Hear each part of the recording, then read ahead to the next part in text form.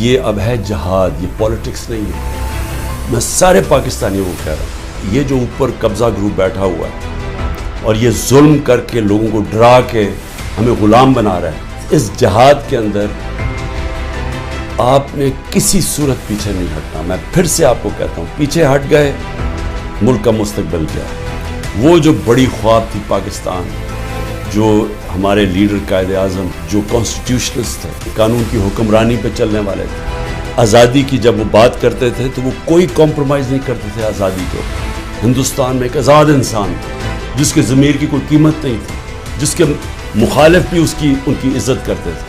कई सदियों में ऐसा ज़हन मुसलमान दुनिया में नहीं आया जो अल्लामा इकबाल का था, जो उन्होंने तस्वर दिया था कि हमने मदीना की रियासत के असूलों पर एक अजीम कौम खड़ी कर ली और फिर बताया कि क्यों एक ज़माने में हमने दुनिया की इमामत की, और शिकवा और जवाब शिकवा में बताया कि क्यों हमारा अब ज़वाल है।